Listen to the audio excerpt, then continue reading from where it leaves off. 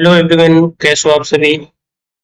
राजा teachers YouTube channel पर आप सभी का हार्दिक स्वागत और अभिनंदन है। देखिए बेटा, हम लोग जो है क्लास 11th की केमिस्ट्री को हम लोग यहाँ पर पढ़ रहे हैं। ठीक है, आज से हमने पहली क्लास हमने पढ़ने स्टार्ट किया और ये जो है आपका चैप्टर नंबर फर्स्ट आज से हम स्टार्ट कर रहे हैं। चैप्टर का नेम है some basic concept of chemistry, यानी कि रसायन विज्ञान की कुछ मूलभूत अवधारणाएं यहाँ पर हम पढ़ेंगे। टॉपिक जो है वो बाइलिंगुअल हमारा है, हिंदी और इंग्लिश दोनों में चीजों को हम पढ़ रहे हैं। और साथ में एक बात समझिएगा, जो भी कंटेंट आप यहाँ पर देख पा रहे हो, जो भी चीजें आपके सामने यहाँ पे लिखी हुई हैं, ये सभी की सभी चीजें आपकी एनसीईआरटी की बुक से ली गई हैं। ठीक है, तो आप आप एनसीईआरटी की बुक लेकर के साथ में इन चीजों को हाईलाइट भी करते रहिएगा तो ज्यादा अच्छा रहेगा। ठीक है, तो चलिए देखिए, हम पहले स्टार्ट करते हैं। क्वेश्चन टॉपिक हमारा क्या है आज का, कि मैटर क्या होता है। सबसे पहले समझते हैं कि मैटर यानी द्रव्य क्या होता है। ठीक है, तो द्रव्य के बारे में आपने एक बात पढ़ी भी है, छोटी क्लास से 9th क्लास में पढ़ के आए, कि मतलब कोई भी वस्तु जिसमें अपना मास होता है और जो स्पेस ऑक्युपाई करती है। ठीक है, यानी कि जिसमें कोई ना कोई द्रव्यमान होता है और जो स्थान घेरती है, ऐसी जितनी भी वस्तुएं हैं उनको हम द्रव्य यानी कि उनको हम मैटर कहते हैं। ठीक है, कोई भी वस्तु आप उठा लो जिसका अपना मास होता है, जैसे एग्जांपल करें, बुक करें, पेन, पेंसिल, वाटर, एयर, ये जितने भी लिविंग बीइंग्स हैं, ये सभी के सभी हमारे मैटर से बने हैं। कहने का मतलब, अगर हम पुस्तक, कलम, पेंसिल, जल, वायु, जितनी भी सजीव वस्तुएं हैं, ये सारी के सारी सजीव वस्तुएं हमारे मैटर यानी कि द्रव्य से बनी हुई होती है। ठीक है ना। अब समझते हैं कि हमारे पास द्रव्य की कितनी अवस्थाएं होती हैं। ठीक है, देखो हेडिंग आपकी पढ़ी है स्टेट ऑफ मैटर यानी द्रव्य की अवस्थाएं। तो आपने क्लास 9th में ये बात भी आप पढ़ के आए हो कि द्रव्य की जो है 3 फिजिकल स्टेट होती हैं, 3 भौतिक अवस्थाएं होती हैं। होती तो वैसे 5 है, क्लास 9th में आप पढ़ के आए हो, लेकिन यहाँ पर अगर हम फिजिकल स्टेट की बात करेंगे तो 3 होती हैं। पहला हमारा होता है सॉलिड, दूसरा लिक्विड, तीसरा हमारा गैस। 3 अवस्थाएं आपने पढ़ रहे हैं, सॉलिड, लिक्विड और गैस। ठीक है, यानी कि ठोस, द्रव और गैस अवस्थाएं होती हैं। अब हम यहाँ पर सबसे पहले पढ़ेंगे ठोस के बारे में, क्या क्या ठोस क्या होता है और इसके अंदर क्या क्या स्पेशल चीजें होती है। देखो, अगर इस फिगर की बात करें तो देखो यहाँ पे ठोस बना हुआ है, जितने भी पार्टिकल हैं वो देखो बिल्कुल पास पास में रखे हुए हैं। यहाँ पर सभी के सभी पार्टिकल बहुत पास पास में। अगर लिक्विड में देखेंगे तो देखो पार्टिकल के बीच में थोड़ा सा डिस्टेंस यहाँ पर मेंटेन है, देख पा रहे होंगे। लेकिन अगर गैस के बीच में देखेंगे तो देखो डिस्टेंस यहाँ पे बहुत ज्यादा है, पार्टिकल्स के बीच में डिस्टेंस बहुत ज्यादा है कि नहीं। तो इसका मतलब ये कह सकते हैं कि जितने भी सॉलिड पार्टिकल्स हैं वे वेरी क्लोज होते हैं, वो एक दूसरे के बहुत पास पास होते हैं, जितने भी सॉलिड पार्टिकल होते हैं। ठीक है, और जब पास पास में है तो इसका मतलब वो बहुत ज्यादा मूव नहीं कर सकते, यानी कि वो मूवमेंट करने के लिए उनके पास फ्रीडम नहीं होती, यानी कि वो मूव नहीं कर सकते। समझ में आ रही बात ना। ठीक है, पहला पॉइंट ये। दूसरी बात ये है कि सॉलिड में अपना एक डेफिनेट वॉल्यूम होता है और डेफिनेट शेप होता है, मतलब इनका एक वॉल्यूम फिक्स होगा, इनका एक शेप फिक्स होगा। जैसे आपके पास मोबाइल है, सॉलिड है, इसका शेप एक फिक्स है। आपका लैपटॉप है, टैबलेट है, जो भी है, ठीक है, आपके घर में पेन है, पेंसिल है, चम्मच है, कटोरी है, जितनी भी चीजें आप सॉलिड वर्ल्ड देखते हैं, इनके इनका कोई ना कोई वॉल्यूम फिक्स होता है, इनका आयतन आपका फिक्स होता है, जितने भी सॉलिड होते हैं। ठीक है, लेकिन अगर हम लिक्विड की बात करें तो देखो लिक्विड में क्या होता है, यहाँ पे भी पार्टिकल जो होते हैं वो एक दूसरे के बहुत पास होते हैं। ठीक है, यानी कि इनके पार्टिकल पास पास होते हैं, लेकिन ये सॉलिड वगैरह से थोड़ा सा डिस्टेंस पे होते हैं, यानी जैसे सॉलिड के पार्टिकल होते हैं उससे थोड़ा सा दूरी पर होते हैं। अच्छा, थोड़ा सा दूरी होने की वजह से ये मूव कर सकते हैं, यानी कि सॉलिड के पार्टिकल जितने, सॉरी, लिक्विड के पार्टिकल जितने भी हैं वो मूव कर सकते हैं, वो गति कर सकते हैं। जैसे पानी है, पानी लिक्विड है, फ्लो कर रहा है। ठीक है, अल्कोहल है, लिक्विड है, फ्लो कर रहा है। पेट्रोल, डीजल है, लिक्विड है, फ्लो कर रहा है। मतलब जितने भी लिक्विड पार्टिकल होते हैं वो सब फ्लो कर सकते हैं। ठीक है, अब फ्लो कर सकते हैं, साथ में एक चीज देखिएगा, इनका वॉल्यूम फिक्स होता है, यानी कि इनके पास भी एक डेफिनेट वॉल्यूम होता है, यानी कि इनका एक आयतन निश्चित होता है। और इनका जो है डेफिनेट शेप नहीं, but do not have definite shape, यानी कि इनका कोई भी डेफिनेट शेप नहीं होता है, केवल इनका वॉल्यूम फिक्स होता है। मतलब इनका आयतन तो निश्चित होता है लेकिन इनका आकार कोई भी निश्चित नहीं होता, इनका कोई भी मतलब शेप फिक्स नहीं होगा। अगर आप 1 लीटर पानी या पानी को आप अगर डालेंगे, मतलब भगोने में डाल देंगे, भगोने जैसा हो जाएगा। ग्लास में भरेंगे ग्लास जैसा हो जाएगा, बड़ी टब में भर देंगे टब जैसा हो जाएगा, मतलब जिस भी शेप में आप इनको फिल करेंगे उसी शेप के हो जाएंगे। लेकिन अगर आप बात करें, आप चाहे मतलब अगर 1 लीटर पानी हमने लिया, उसको चाहे बाल्टी में डालो चाहे टब में डालो, मतलब या किसी बड़ी टब में डालो या कहीं भी डालो, लेकिन अगर 1 लीटर है तो वो 1 ही लीटर रहेगा, ऐसा नहीं है कि वो कम ज्यादा हो जाएगा। तो ये कहानी होती है, ठीक है। और साथ में देखो, ये they take shape of the container in which they are kept, यानी कि जिस भी प्लेस में यानी जहां पर ये रखे जाते हैं उसी के तरीके का शेप हो जाता है। तो ये लिक्विड की कंडीशन होती है। अगली देखो, हमारे पास गैस की कंडीशन आती है। गैस में क्या होता है, गैस के जो पार्टिकल्स होते हैं, देखो अभी हमने पढ़ा था कि यहाँ देखा था गैस के पार्टिकल्स थोड़ा सा डिस्टेंस मेंटेन किए हुए होते हैं। वही चीज यहाँ पे लिखी है, देखो कि गैस के जो पार्टिकल्स होते हैं वो आर फॉर, यानी कि दूर दूर होते हैं, apart as compare to those present in solid and liquid state.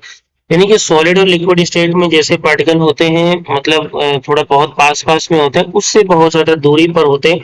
और जब ज्यादा डिस्टेंस होगी, इसका मतलब वो बहुत जल्दी इजिली मूव करेंगे और बहुत फास्ट तरीके से मूव कर सकते हैं। तो देखो, हिंदी में भी लिखा है कि ठोस या गैसों के द्रव की अपेक्षा जो गैस के पार्टिकल होते हैं वो बहुत दूर दूर होते हैं। आसानी से और तेजी से ये क्या कर सकते हैं, मूव कर सकते हैं, एक जगह से दूसरी जगह पे मूव करेंगे।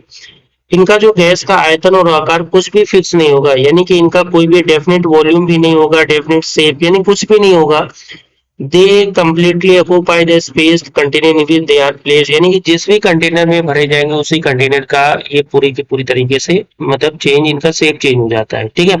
ना तो वॉल्यूम चेंज होता है ना ही शेप चेंज होता है। जरा पहले एक बार फिर से देखेंगे। अगर हम सॉलिड की बात करेंगे, सॉलिड में इनका जो है शेप भी क्या होता है, शेप जो है शेप चेंज नहीं होता है, ठीक है। इनका जो वॉल्यूम होता है वो भी इनका फिक्स होता है, ठीक है। शेप और वॉल्यूम दोनों ही फिक्स होते हैं। लेकिन अगर लिक्विड की बात करेंगे तो लिक्विड में जो है इनका वॉल्यूम तो वॉल्यूम जो होता है, वॉल्यूम तो इनका फिक्स होता है, लेकिन अगर इनके जो शेप की बात करें वो फिक्स फिक्स नहीं होगा।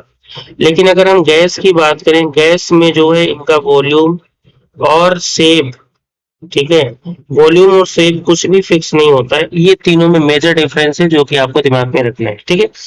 आगे देखो, एक चीज यहाँ पे लिखी हुई है कि अगर हम यहाँ पर स्टेट चेंज करने की अगर हम बात करें, ठीक है, अगर मान लें कि हम टेम्परेचर और प्रेशर को इंक्रीज या डिक्रीज करते हैं, तो जितनी भी सॉलिड मतलब लिक्विड और गैस जो तीनों स्टेट है हमारी, वो एक दूसरे में इंटर कन्वर्टेबल होती हैं, वो एक दूसरे में बदलती रहती है, यानी एक दूसरे में परिवर्तित हो सकती हैं। कैसे परिवर्तित होंगे, अगर हमने सॉलिड को हीट किया तो वो लिक्विड में कन्वर्ट हो जाएगा, लिक्विड को हीट करेंगे तो गैस में कन्वर्ट हो जाएगा। इसका उल्टा कर दो, गैस को कूल कर दोगे तो लिक्विड में आ जाएगा, और लिक्विड को कूल करोगे तो वो सॉलिड में कन्वर्ट हो जाएगा।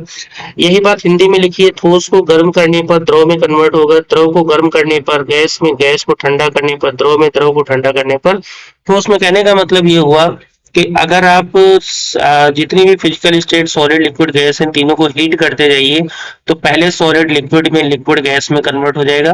और अगर सेम टाइम पर इसका रिवर्स कर दीजिए, गैस को कूल कर दीजिए, लिक्विड लिक्विड को कूल करेंगे तो सॉलिड। कहने का मतलब टेम्परेचर बढ़ाने, कम करने या ज्यादा करने पर ये तीनों एक दूसरे में इंटर कन्वर्टेबल होती रहती है, ठीक है। ये बात यही लिखी हुई है तो आप इसको पढ़ लेंगे, इसमें कोई नई बात नहीं है। अगली कहानी आती है क्लासिफिकेशन ऑफ मैटर, यानी कि मैटर का वर्गीकरण कैसे करते हैं उसको देखते हैं।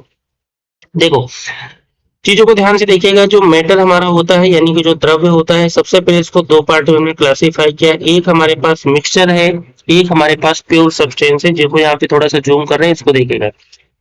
मैटर को दो पार्ट में हमने क्लासिफाई किया, एक हमारा मिक्सचर होता है और एक हमारा प्योर सब्सटेंसेज होता है, जिसको बोलते हैं मिश्रण और शुद्ध पदार्थ, हिंदी में बोलते हैं। दो पार्ट में क्लासिफाई हो गए।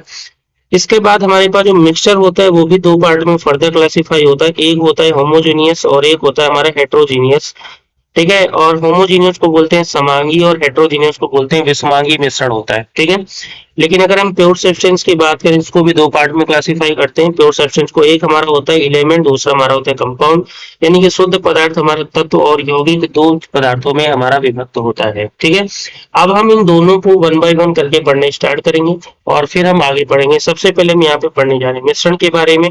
मिश्रण को देखेंगे, फिर हम आगे पढ़ेंगे शुद्ध पदार्थ के बारे में, इनको देखेंगे, उसके बाद फिर हम अपना टॉपिक चेंज करेंगे, ठीक है। देखो मिश्रण क्या होता है, पहली बात तो समझ लो जरा। देखो देखो लिखा है का mixture contains particles of two और more pure substances which may be present in it in any ratio. तो कहने का मतलब होता है कि जो मिश्रण होता है ना, वो कई सारे शुद्ध पदार्थों को मिलाकर के बनाया जाता है। दो या दो से अधिक शुद्ध पदार्थों के पार्टिकल्स मिलते हैं और वो मिक्सचर बनाते हैं। वो किसी भी रेशियो में हो सकते हैं, ठीक है।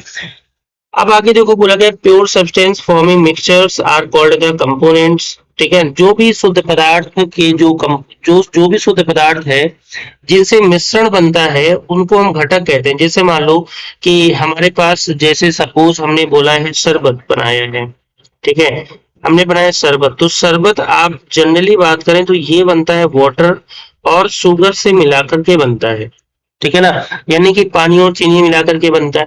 तो जो शरबत है वो देखो दो चीजों से मिलकर बन रहा है, एक वाटर बन रहा है और एक शुगर से मिलकर बन रहा है। तो ये वाटर और शुगर को केमिस्ट्री के टर्म में बोलेंगे कंपोनेंट बोलेंगे, यानी कि इसको बोलेंगे घटक, यानी कंपोनेंट की बात करेंगे, ठीक है। तो कहने का मतलब ये होगा कि ये जो शरबत बना है ये दो टाइप के घटकों से मिलकर बना है, यानी कि दो कंपोनेंट से मिलकर के बना है। तो यही बात बोली गई कि जितने भी शुद्ध पदार्थ होते हैं जिनसे हमारा मिश्रण बनता है उनको हम घटक कहते हैं, ठीक है। जैसे अभी हमने एग्जांपल दिया शरबत का। अच्छा, जैसे एग्जांपल देते हैं, जैसे सपोज चाय का एग्जांपल देते हैं। चाय में हमारे पास क्या होता है, चाय में हमारे पास वाटर होता है और यहाँ पर हमारे पास चाय पत्ती होती है, टी लीफ होती है, और हमारे पास शुगर यानी कि चीनी होती है, और हमारे पास मिल्क होता है यानी कि दूध होता है। तो इसका मतलब ये हो गया चाय बनाने के लिए हमारे पास वाटर चाहिए, तो ये एक कंपोनेंट, एक घटक है।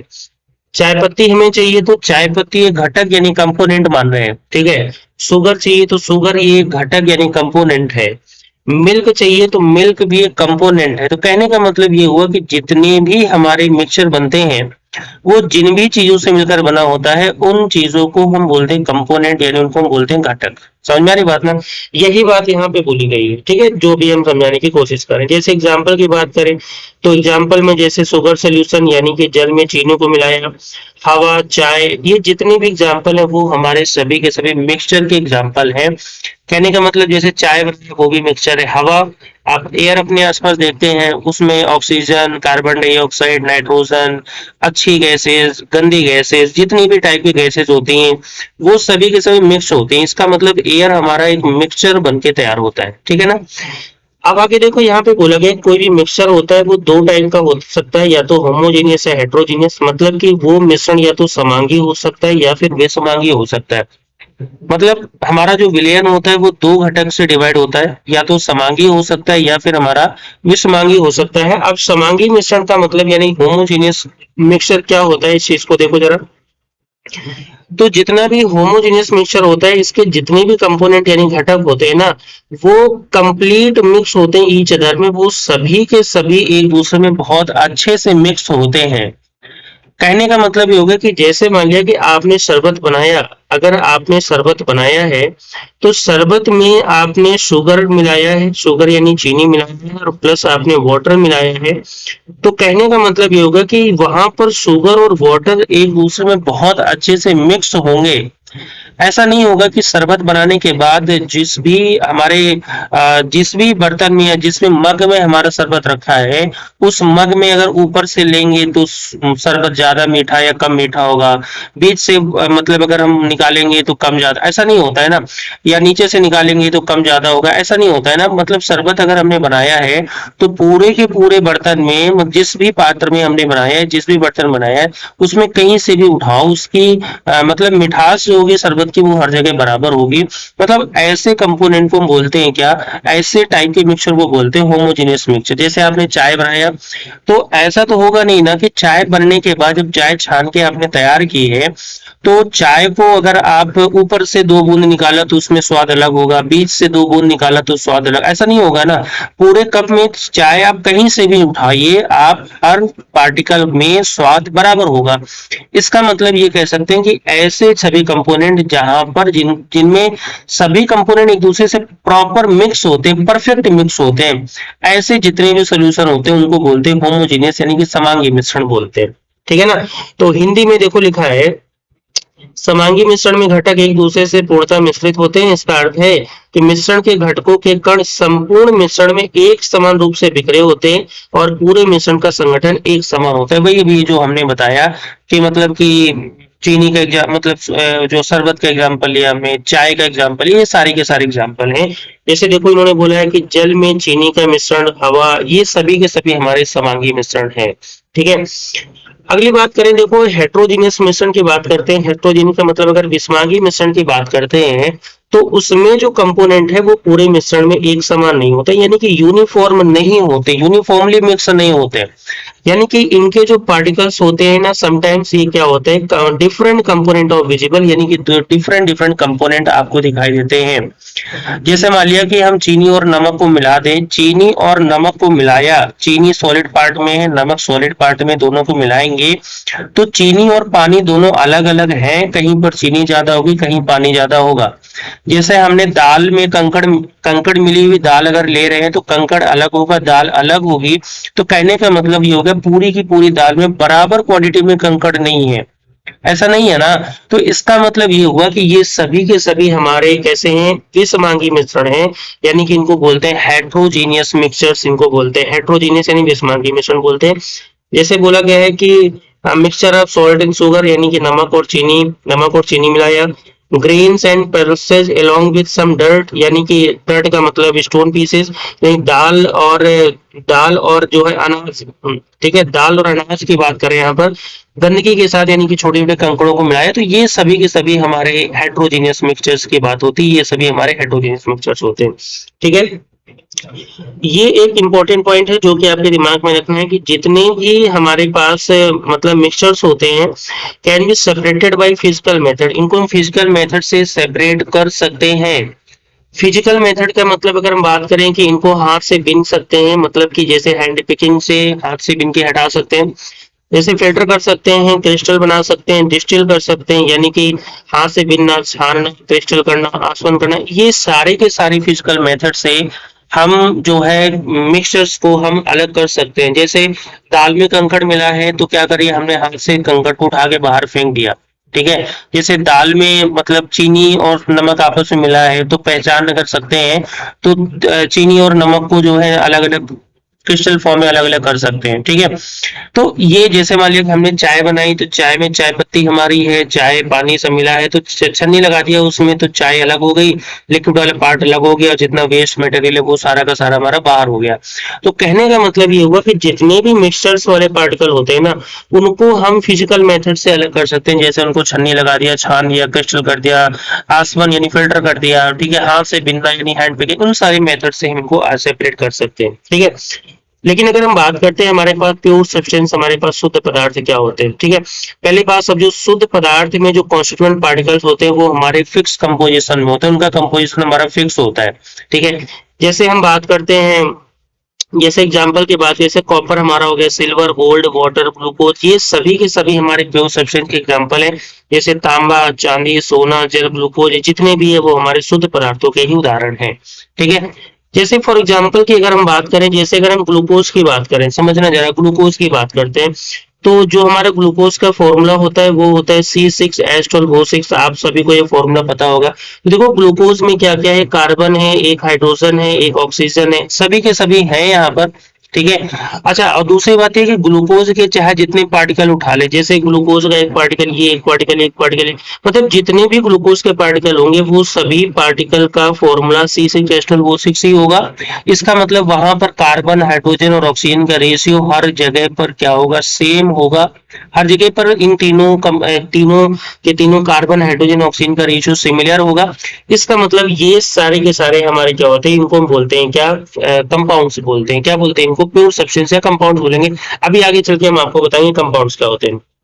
ठीक है, देखो जितने भी पार्टिकल्स होते हैं, यानी कि किसी भी एलिमेंट के पार्टिकल वो एक टाइप के एटम से ही बने होते हैं। दीज पार्टिकल्स में एग्जिस्ट एज एटम्स और मॉलिक्यूल्स। ठीक है, एक ही टाइप के एटम से बने होते हैं और ये पार्टिकल्स या तो एटॉमिक फॉर्म में होंगे या तो मॉलिक्यूल फॉर्म में होंगे। ठीक है, और बोला गया है कि pure substances can further be classified into element और कंपाउंड, यानी कि जितने भी प्योर सब्सटेंस होते हैं वो एलिमेंट यानी तत्व और यौगिक के फॉर्म में उनको दोबारा से क्लासिफाई कर दिया है। अब हम बात करते हैं तत्वों के बारे में बात करते हैं। ठीक है, in elements all atoms are one type. जितने अगर एलिमेंट की बात करेंगे, जितने भी एटम होते हैं वो सभी एक ही टाइप के एटम होते हैं, एलिमेंट की बात करें। लेकिन अगर हम बात करें एटम्स ऑफ डिफरेंट एलिमेंट, यानी कि डिफरेंट डिफरेंट एलिमेंट के एटम अलग अलग होते हैं। जैसे मान लो कि एक एलिमेंट हमारे पास कॉपर हो गया, एक एलिमेंट हमारे पास आयरन हो गया। तो अगर कॉपर एलिमेंट की बात करेंगे तो कॉपर के अंदर जितने भी एटम होंगे ना वो बिल्कुल सब सेम होंगे, उनमें कोई भी डिफरेंस नहीं होगा। आयरन के अंदर जितने भी एलिमेंट होंगे ना वो सब, आयरन के अंदर जितने भी एटम्स होंगे ना वो सभी के सभी सेम होंगे। लेकिन कॉपर और आयरन के एटम्स अपने आप में डिफरेंट डिफरेंट होंगे, ठीक है। यानी कि कोई भी जो एटम है, एलिमेंट है, उसके पर्टिकुलर एटम आपके सेम होंगे, लेकिन डिफरेंट डिफरेंट एलिमेंट के एटम्स भी क्या होंगे, डिफरेंट डिफरेंट ही होंगे, ठीक है। और देखो यहाँ पे बोला गया है, अगली कहानी देखो बोली गई है, some elements such as sodium, copper contain atoms with their constituent particles, while some atoms or constituent particles are molecules which are formed by two or more atoms। इन्होंने एक बात ये बोली, जैसे हमने बात की है सोडियम की बात करें, कॉपर की बात करें, तो ये केवल एक ही टाइप के पार्टिकल से मिलकर के बने होते हैं, ठीक है। जैसे सोडियम होगा तो वो सारे के सारे पार्टिकल सोडियम के होंगे, जितने भी पार्टिकल्स एटम्स होंगे वो सब सोडियम के होंगे। कॉपर की बात करेंगे तो जितने पार्टिकल होंगे वो सभी कॉपर के ही होंगे, ठीक है, उनमें कुछ अंतर नहीं होगा। लेकिन कुछ आपके ऐसे भी मॉलिक्यूल्स आपको मिलेंगे जिनमें दो या उससे ज्यादा एटम्स आपको देखने को मिलेंगे। दो एटम है, तीन एटम है, चार एटम, वो सारे आपको देखने को मिलेंगे, ठीक है। जैसे अगर हम देखो बोलें कि यहाँ पर, जबकि देखो बोला गया है कि सोडियम तथा तांबे जैसे कुछ तत्वों में एकल परमाणु घटक अणु में रूप में उपस्थित होते हैं, जबकि कुछ अन्य तत्वों के घटक अणु होते हैं। यानी कि यहाँ पर घटक जो है परमाणु है, लेकिन यहाँ पर घटक हमारे अणु है। यानी कि यहाँ पर हमारे मॉलिक्यूल्स होते हैं, जैसे हाइड्रोजन, हाइड्रोजन ये होता है, नाइट्रोजन हमारा ये होता है, ऑक्सीजन हमारा ये होता है। इसका मतलब ये मॉलिक्यूल के फॉर्म में है। और ये जैसे सोडियम हो गया, कॉपर हो गया, ये सभी जो है एटमिक फॉर्म है, वो सभी एटम के फॉर्म में, एलिमेंट के फॉर्म में, ठीक है। आगे बोला गया जब भिन्न भिन्न तत्वों के दो या दो से अधिक परमाणु एक निश्चित अनुपात में संयोग करते हैं तो यौगिक का बनता है। जैसे मान लिया कि एक हमारे पास हाइड्रोजन का एटम है, एक ऑक्सीजन का एटम है। लेकिन अगर हम मान लेते हैं दो हाइड्रोजन और एक ऑक्सीजन के एटम को हमने मिला दिया तो H2O का एक मॉलिक्यूल बना। इसको क्या बोलेंगे, वन मॉलिक्यूल ऑफ H2O। यानी कि ये H2O का एक मॉलिक्यूल है। लेकिन अगर हम बोलेंगे टोटल एटम कितने हैं, तो हाइड्रोजन के दो एटम यहाँ पर है, ऑक्सीजन का एक एटम है। टोटल हमारे पास यहाँ पर 3 एटम है। लेकिन अगर मॉलिक्यूल की बात करेंगे तो टोटल हमारे पास मॉलिक्यूल यहाँ पर कितने मॉलिक्यूल है, एक ही तो मॉलिक्यूल है। समझ में आ रही बात ना। यानी कि देखो हाइड्रोजन के दो एटम, ऑक्सीजन का एक एटम मिल करके H2O का एक मॉलिक्यूल का फॉर्मेशन कर रहे हैं। यही चीज है। जैसे कार्बन डाइऑक्साइड की बात करें तो कार्बन डाइऑक्साइड का देखो ये मॉलिक्यूल बताने के लिए आपको ये समझना पड़ेगा कि इसके पहले कितना नंबर लिखा है, 1 2 3 4 क्या लिखा है। अगर इसकी बात करें तो इसमें देखो केवल एक मॉलिक्यूल है CO2 का। लेकिन अगर यहाँ देखें तो एक कार्बन है और दो ऑक्सीजन है, ऑक्सीजन दो है, तो टोटल हमारे पास 3 एटम हो गए। 3 एटम मिल रहे हैं, लेकिन 3 एटम मिलकर के एक मॉलिक्यूल CO2 का बना रहे हैं। तो वही चीज देखो बोली गई है। तो देखो एटम्स और डिफरेंट, जैसे हाइड्रोजन का एक एटम है, ऑक्सीजन का, नाइट्रोजन का, कॉपर का, सोडियम का, ये सभी एटम है, डिफरेंट डिफरेंट एलिमेंट का एटम है। तो सभी का देखो, सभी का यहाँ पर क्या हो रहा है, सभी की कहानी अलग अलग यहाँ पर चल रही है, ठीक है। लेकिन अगर बात करें हाइड्रोजन, हाइड्रोजन मिलाकर देखो हाइड्रोजन का एक मॉलिक्यूल बन गया, हाइड्रोजन का एक मॉलिक्यूल बन गया ना यहाँ पर, ठीक है। तो ये सभी सेम है। ऑक्सीजन और ऑक्सीजन को मिलाकर देखो ऑक्सीजन का मॉलिक्यूल बन गया, ठीक है। तो ये मॉलिक्यूल फॉर्म में है। लेकिन जैसे H2O को मिलाया तो H2O हमारा जो है ये मॉलिक्यूल है, H2O का एक मॉलिक्यूल बन रहा है। यानी कि ये कंपाउंड बन रहा है पूरा। CO2 जो है, CO2 का एक मॉलिक्यूल है, ये पूरा का पूरा कंपाउंड बन रहा है, ठीक है ना। तो ये हमारे पास है, देखो बोला भी गया है वाटर और कार्बन डाइऑक्साइड का देखो ये मॉलिक्यूल फॉर्म है, ये ऑक्सीजन का मॉलिक्यूल है, ये हाइड्रोजन का मॉलिक्यूल है, और ये सभी के सभी एटम हैं। सिंगल फॉर्म में रहेंगे तो एटम रहेंगे, ठीक है, सिंगल फॉर्म में रहेंगे तो एटम रहेंगे। जहां पर 2 या 3 सेम या डिफरेंट फॉर्म में आ गए तो वो मॉलिक्यूल हो जाएंगे। समझ आ रही बात ना। तो ये मॉलिक्यूल है, ये सभी के सभी हमारे मॉलिक्यूल है, क्योंकि यहाँ पर या तो सेम टू सेम एटम है या तो डिफरेंट डिफरेंट एटम यहाँ पर है, तो वो सभी आपके मॉलिक्यूल बना देते हैं। बोला गया है किसी भी यौगिक के गुणधर्म उसके घटक गुणधर्मों से भिन्न होते हैं। जैसे फॉर एग्जांपल की बात करें, जैसे हम आपसे बोल देते हैं H2O लिखा हुआ है, तो H2O में 2 हाइड्रोजन है, एक ऑक्सीजन है। आपको पता है हाइड्रोजन हमारी गैस है, ऑक्सीजन भी हमारी गैस है। लेकिन H2O की बात करें तो ये हमारे पास ये लिक्विड फेज में होता है। और सबसे मजेदार सुंदर बात है, हाइड्रोजन गैस क्या होती है? हाइड्रोजन गैस बहुत तेजी के साथ जलती है। ऑक्सीजन गैस क्या होती है? ये जलने में हेल्प करती है। लेकिन H2O क्या होता है? वो पानी को जहाँ पे किस कहीं पे आग लगी हो, पानी को डाल दो, वहां पर आग बुझ जाएगी। बुझ जाएगी नहीं बुझे?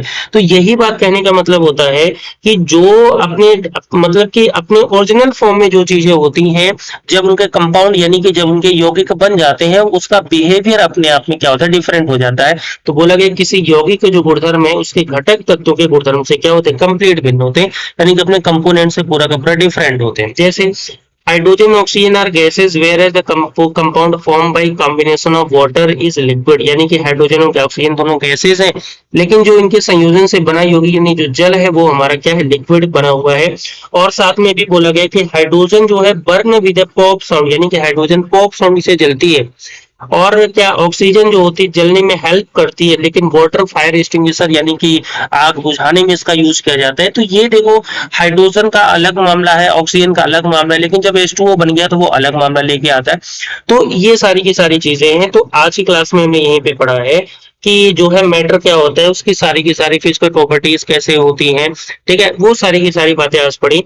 कल की क्लास से हम यहाँ पर पढ़ेंगे जो है physical properties of matter and there measurement, यानी कि जो है जितने भी मैटर हैं उसमें कौन कौन सी प्रॉपर्टी होती है, उनको मेजर कैसे करते हैं, फिजिकल प्रॉपर्टीज क्या होती हैं, केमिकल प्रॉपर्टीज क्या होती हैं, यानी कल हम इस चीज के बारे में डिस्कस करने वाले हैं। ठीक है, तो आज की क्लास में इतना ही। वीडियो अगर अच्छा लगा है तो वीडियो को लाइक करिएगा, चैनल को सब्सक्राइब जरूर कर दीजिएगा, अपने मित्रों के साथ डेटा को शेयर जरूर करिएगा। और सबसे बड़ी बात, ये सारी की सारी बातें आपकी एनसीईआरटी की हैं। आप एनसीईआरटी का बुक लीजिए, हाईलाइट करिए, और कल की क्लास से हमारे कुछ क्वेश्चंस भी होने स्टार्ट होंगे। आज तो क्वेश्चन नहीं है यहाँ पर, लेकिन कल से हम कुछ क्वेश्चंस भी करने स्टार्ट करेंगे। तो आज के लिए इतना ही। All the best and thank you.